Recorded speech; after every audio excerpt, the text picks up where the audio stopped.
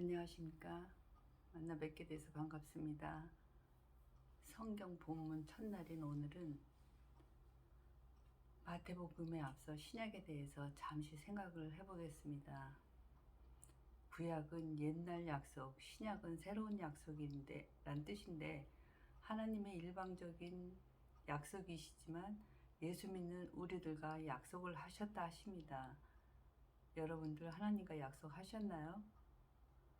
새로운 언약, 신약을 받으셨나요? 한번 우리 심각하게 생각을 해봤으면 합니다. 인생의 근본적인 문제는 하나님보다 높아지려는 죄의 본질, 죄의 문제와 사망의 권세로부터 해방되는 것입니다. 이를 위해서 구약에서는 제사의 짐승의 피가 필요했는데 신약은 그리스도의 희생의 피가 요구되었습니다. 즉 그리스도가 죽어 피를 흘리셔야지만 새 언약이 체결될 수가 있었던 것입니다. 그래서 아무런 죄 없고 흠 없는 예수 그리스도가 십자가에서 죽으심으로 피 흘려 죽으심을 통해 우리 인생의 죄 문제를 완전히 해결해 주셨고 장사한 지 사흘 만에 다시 부활하셔서 사망의 권세를 이겨내시어 우리에게 영원한 생명을 주셨습니다. 그러므로 그리스도를 믿는 사람이라면 누구나 다 하나님 안에서 의롭다함을 받고 영원한 생명을 얻게 된다는 것입니다. 이것이 새로운 언약 신약입니다. 놀랍지 않으신가요? 구약에서는 하나님이 모세, 노아, 아브라함, 다윗 그런 사람들하고 막 약속을 했는데 지금 신약에 들어와서 예수 그리스도를 믿기만 하면 우리하고도 직접 하나님이 약속을 하시는 겁니다.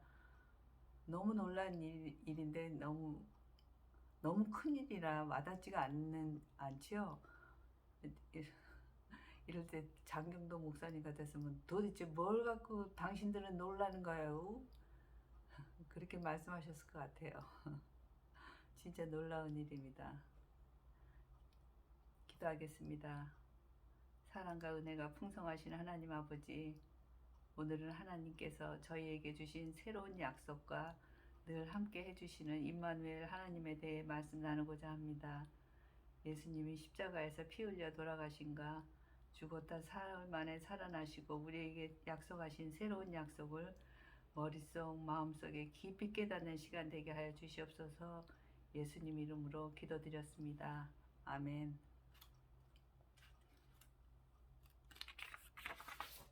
모든 인간이 못 고치는 병, 특히 뇌 관련 병, 그런 병에 특효약이 2개가 있다는 거 혹시 아십니까? 아주 그냥 2개밖에 없습니다. 무슨 약이냐? 구약과 신약입니다. 직업군 가운데서 가장 오래 사는 직업이 성직자하고 지휘자래요. 지휘자라고 합니다. 그러니까 도파민이 행복 호르몬이고 쾌감 호르몬이고 엔돌핀이 행복 호르몬이라면 다이돌핀은 감동의 호르몬이랍니다. 그런데 그 효과는 도파민이나 엔돌핀에 비해서 4,000배가 달하는 아주 초강력 행복 호르몬이 나온다 합니다. 근데 이 다이돌핀은 언제 나오냐면 큰 거 한 방에 너무 즐거운 일 그런 데서 나오는 게 아니라 일상의 소소한 속에서 나온다 합니다. 그래서 성경을 읽다가 순간순간 깨달아지는 그 찌릿찌릿함이 그것이 다이돌핀이 나오게 하는 것 같아요. 이 찌릿찌릿함은 하나님이 직접 조제해서 만들어주시는 약인 것 같아요. 그런데 이 약은 건성으로 술렁술렁 읽으면 이 찌릿찌릿한 맛을 잘 모릅니다. 그래서 제가 시시콜콜 자세하게 설명을 늘 드리려고 애를 쓰는 것도 그런 이유에서입니다. 하나의 치병 방법으로 저는 또 알려드리고 싶은 마음에 또 그렇게 하고 있습니다. 이것은 치병 차원에서라도 반드시 필수적으로 있어야 할 항목이라고 생각합니다. 시간 관계상 짧게밖에 못 말하고 길게 하지 못하지만 궁금하신 사항이 있다면 표시를 해뒀다가 개인적으로 물으시면 제가 별로 아는 게 없습니다. 같이 공부한다는 차원에서 공부를 했으면 합니다. 이제부터 본문으로, 사설이 너무 길었습니다. 본문으로 들어가 보기 전에, 그것도 들어가기 전에는 마태복음의 복음의 족보는 하나님과 언약을 맺은 아브라함과 다윗의 자손 예수 그리스도의 계보입니다. 먼저 마태가 쓴 예수님 족보를 보기 전에 마태복음이 다른 복음서와 좀 특이하게 다른 점 몇 가지를 말씀드려 보겠습니다. 마태복음을 이해하시는데 좀 도움이 될까 하고 추려봤습니다. 첫째는 구약의 족보는 낳고 죽고 이렇게 계속 반복이 되지만 마태복음의 신약의 족보는 오로지 낳고만 있습니다. 생명의 창조의 복음서이기 때문이지요. 두 번째, 우리나라에서도 요즘은 좀 안 그러지만 조선시대만 해도 여자가 족보에 들어가는 일이 거진 없을 것입니다. 하물며 유대 지방에서 이 당시에 예수님이 나오신 2000년 전에 여자들이 족보에 올라간다는 건 있을 수도 없는 일이었는데 예수님의 족보에는 5명의 여자 이름이 올라갑니다. 세 번째, 역사를 쓰다 보면 좀 이렇게 감추고 싶은 그런 일들이 있잖아요. 근데 전혀 감출 생각이 없고 모든 것을 오픈해서 너무너무 담박하게 말씀을 전하여 주십니다. 그 다음에 또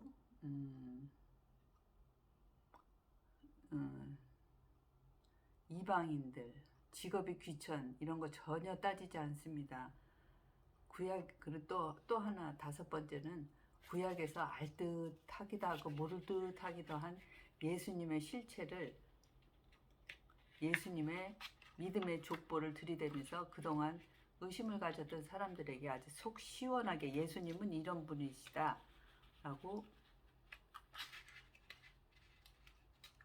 시원하게 답을 해주는 그런 족보입니다. 또한 6번째는 성경을 알고 있는 유대인을 독자로 읽는 사람을 해서 독자로 대상을 하고 있기 때문에 구약을 많이 인용하고 있습니다. 유대 그 사람들은 아주 구약에 대해서는 아주 그냥 통달한 사람들이라 구약의 인용이 아주 많이 들어 있습니다. 그 다음에 또 하나 중요한 것은 마태는 14라는 숫자에 굉장히 집착을 합니다.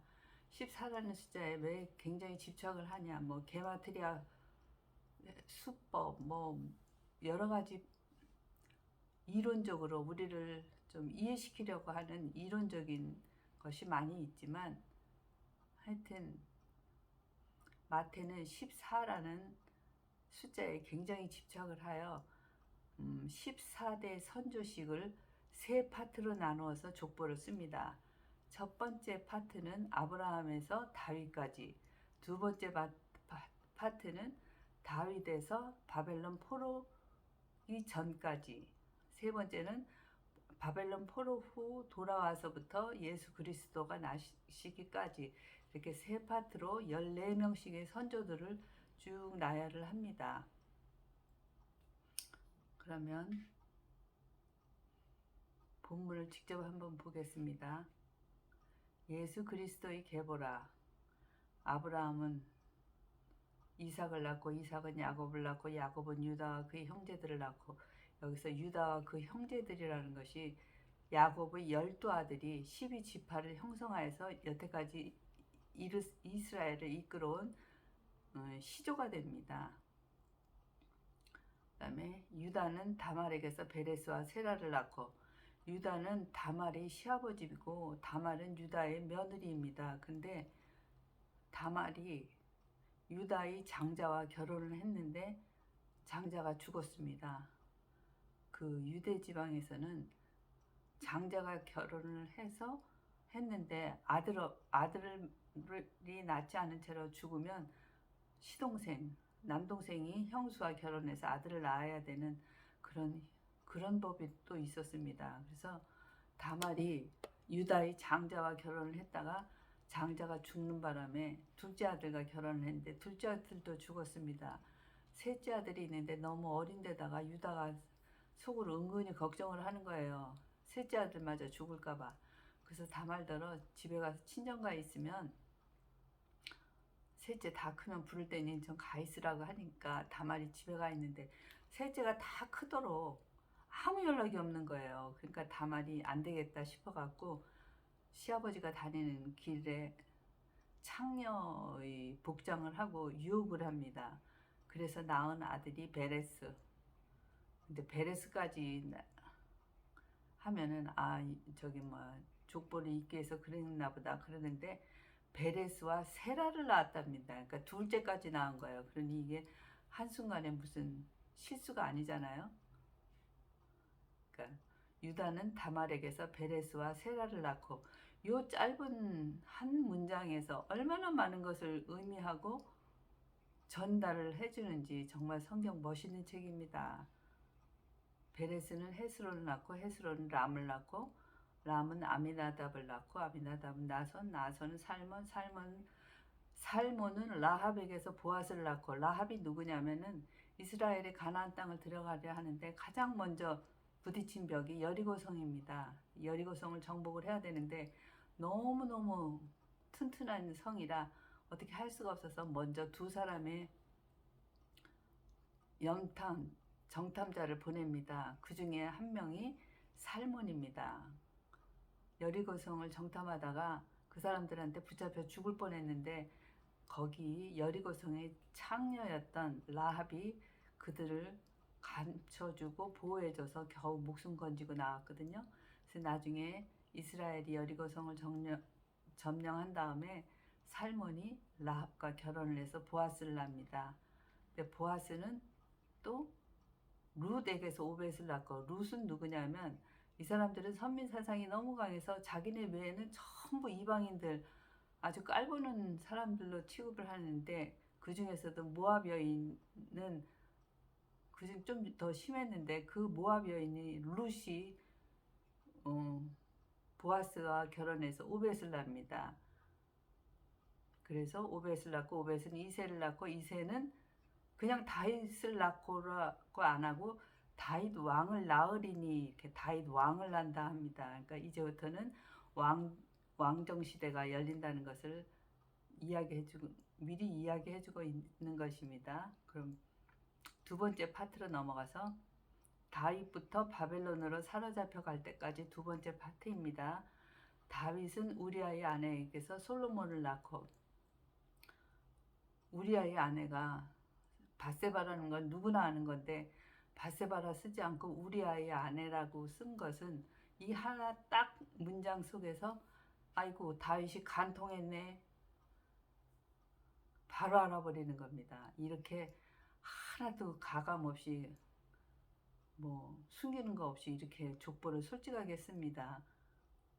그런데 다윗이 이렇게 끔찍한 일을 저질렀는데 하나님이 용서를 해주십니다. 다윗이 진정으로 회개를 합니다. 회개라는 것은 무엇이냐면 하나님께 다시 돌아오는 것을 회개라고 합니다. 반성이 아닙니다. 진정 어린 회개를 하니까 하나님께서 그 회개를 받아주셨습니다. 그 증거가 뭐냐면 솔로몬이 왕이 된 것입니다. 다윗이 아들이 많았었는데 그 많은 아들 중에 바세바의 아들이 솔로몬이 왕이 된 것입니다. 하나님의 용서 없이는 솔로몬이 될 수가 없죠. 진정으로 하는 회개에는 하나님께서는 다 받아주십니다. 그래서 솔로몬은 르호보암을 낳고 르호보암은 아비야는 아사나 다가 요람을 낳고 요람은 우시야를 낳고 요람과 우시야 사이에 4명의 왕이 생략이 됩니다. 그 중에 아달랴라는 여자 왕이 있었는데 얼마나 바알신의 광신도인지 왕에 오른 다음에 다윗 왕의 시족들을 몽땅 죽인다고 날쳤습니다. 그 중에 하나 어린 요아스 하나 건졌죠. 삼촌이 건져줘서 건졌는데 걔가 6살이 되도록 어디서 살았냐면은 그 아달랴가 바알신에 미쳐 있는 사람이니까 하나님이 지성소에 근처에는 오지도 않았어요. 그래서 요아스는 하나님의 지성소에서 편안하게 6살까지 잘 자랐습니다. 그러고선 다시 다윗의 왕위를 잇게 됩니다. 이어질 수 있게 합니다. 그 다음에 우시아는 요담을 낳고 요담은 아하스, 아하스는 히스기야, 히스기야는 므낫세. 아까 아달랴 같은 경우는 너무나 악독해서 족보에마저도 제외를 시켰습니다. 그런데 지금 므낫세는 그보다 더하면 더했지 덜하지 않는데, 므낫세는 아주 이방신 우상 아주 광적이었습니다. 왜 그랬냐? 그래서 우리들이 생각하기에 아유 그때 누구지? 므낫세 시절에는 백성들이 살기가 좀 어려웠겠구나 이렇게 생각하실 수도 있는데, 므낫세는 영적으로는 빵점이지만 경제적으로는 좀 부흥을 시켰어요. 주변 강국에 이리 붙었다 저리 붙었다 하면서 그들 신들을 이 신도 섬겨주고 저 신도 섬겨주고 해가면서 그냥 좀 눈치껏 살아갖고 경제적으로는 좀 부흥을 시켰습니다. 그리고 그래서인지 55년 가장 오랜 장기 집권을 하였고 경제적으로는 좀 윤택했습니다. 그래서 그냥 그렇게 지나갔는데 하나님이 보시기에는 영적으로는 빵점인데, 그럼에도 불구하고 족보까지 올라온 이유는 므낫세도 다 늦지막히 엄청난 회개를 했습니다. 진정 어린 회개를 했습니다. 그리고 하나님께 돌아왔습니다. 그래서 하나님께서 용서해 주시고 족보에서도 제외시키지 않고 그대로 있게 머무르게 해주신 것입니다. 이처럼 진정한 회개는 하나님께서 받아주신다고 몇 번에 걸쳐서 이제 족보상에서 아주 그냥 체험을 할 정도로 뚜렷하게 보여주십니다. 바벨론으로 사로잡혀 간 후에 이제 예수님까지 나오는 거죠. 여고냐는 수알대 쭉쭉쭉쭉 나오다가 야곱은 마리아의 남편 요셉을 낳았으니 야곱이 아들이 요셉이에요. 마리아의 남편. 그러니까 야곱은 마리아의 남편 요셉을 낳았으니 마리아에게서 그리스도라 칭하는 예수가 나시니라. 요셉은 단지 마리아의 남편이라고 소개되지 예수님의 아버지라고 절대 소개가 되지 않습니다. 이것은 혈통으로 난 것이 아니라 성령으로 잉태되심이 아주 정확하게 보여주는 것입니다. 그런즉 모든 대수가 아브라함부터 다윗까지 14대여 다윗부터 바벨론까지 14대, 바벨론으로 사로잡혀 갈 때까지 14대여 바벨론으로 사로잡혀 간 후부터 그리스도까지 14대라. 마태복음 28장 20절은 마태복음의 가장 끝장의 끝절입니다. 내가 세상 끝까지 너와 항상 함께 있으리라 하시니라. 예수님께서 가장 강조하고 싶었던 것은 내가 세상 끝까지 너희와 함께 있겠다 하시는 것입니다. 근데 이와 똑같은 말이 1장 23절에 있습니다. 보라, 처녀가 잉태하여 아들을 낳으리니 그 이름을 임마누엘이라 하셨으니 이를 번역한즉 하나님이 우리와 함께 계시다입니다. 예수님은 처음에 임마누엘로 오셨고 떠나시면서도 결코 이 약속을 지키셨습니다. 세상 끝날까지 항상 내가 너와 함께 할 것이다 라는, 항상 지금 이 자리라 하셨습니다. 복음은 가장 현실적인 약속입니다. 나중에 받는 것이 아니라 지금 이 자리에서 우리 근심과 걱정 모든 것을 주님은 우리들과 함께 하고 계십니다. 임마누엘로 오셨고 임마누엘을 약속하셨습니다. 기도하겠습니다. 임마누엘 하나님 아버지, 우리들의 예배가 하나님께 상달되기를 원합니다. 온 마음 다하는 거룩한 예배 되도록 하나님 도와주시옵소서. 육신의 고통 속에 드리는 이 예배가 중단되지 않게 하여 주시옵소서. 하나님께서 주신 언약을 깨뜨린 아브라함, 지키지 못한 다윗, 그러나 하나님은 그 약속 지키기 위하여 예수 그리스도를 보내주시고 보잘것없는 우리들을 하나님 품 안에서 살게 하여 주셨습니다. 우리 삶이 고통스럽고 어려울지라도 임마누엘 하나님 의지하여 참되고 진정한 하나님의 자녀로 살게 하여 주시옵소서. 모진 병마 이겨내고 웃는 얼굴로 살게 하여 주시옵소서. 만군의 왕이신 예수님 이름으로 기도드렸습니다. 아멘. 감사합니다.